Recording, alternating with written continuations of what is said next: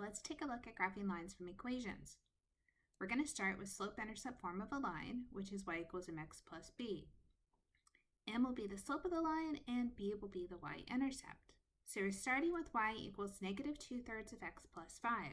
In this equation, we have a slope of negative 2/3, and we have an intercept of 5. If it helps, you can write the point as 0, 5. As we graph, we start at the intercept, 0, 5. Then we use the slope to get a second point. We're going to go down 2 and over 1, 2, 3. There's our second point. Once we have 2 points, we can connect the dots.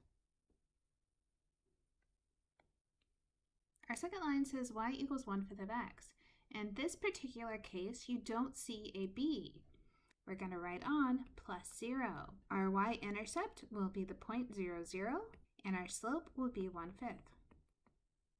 So remember, we call the point 0, 0 the origin, and then we're going to go up 1 and over 1, 2, 3, 4, 5. There's our second point. Once we have 2 points, we do our best at connecting the dots. Our next line says y equals x. So like the last one, we don't see the y-intercept, so we know that we can put in a plus 0. So we have our b is equal to 0, or we write the point 0, 0. The slope in this case is equal to 1, which I'm going to write as 1 over 1, so I can see both a rise and a run. So I'm going to start at the origin 0, 0. I'm going to go up 1 over 1. There's the second point, and then I connect those 2 points to form a line. Next, I have y equals negative 3. Maybe you notice this time there's no x. We've talked about horizontal lines before, and that's exactly what's happening here. We have a slope that's equal to 0. So if you're thinking y equals mx plus b, and I'm missing an x, well, that means that m would have to be 0. So I have a slope of 0, and I have an intercept at negative 3. We're going to jump over to the graph and put a dot at negative 3, and then remember, you just need at least one more point so you can connect the dots. Kind of related to that, we have x equals negative 1. We don't have a slope and we don't have a y-intercept, so there's not a way to write this in the form y equals mx plus b. That doesn't work when I get to vertical lines. So the slope is undefined and the y-intercept does not exist. But instead, we go to where x is equal to negative 1. We pick another point above it or below it, and then you connect the dots. When we're graphing lines, it's really important to have them in slope-intercept form before we start. So given 6x plus 2y equals 8, I don't know the slope, I don't know the y-intercept until I solve for y. I'm going to move the 6x by subtracting on both sides. I have 2y is negative 6x plus 8.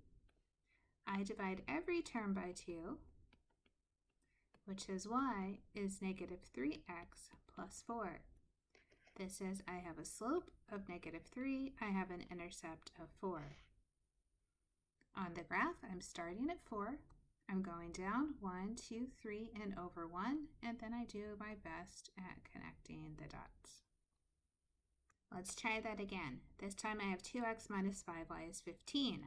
I'm going to isolate the y, so I'm going to subtract the 2x from both sides. I have negative 5y is negative 2x plus 15, and then I divide each term by negative 5.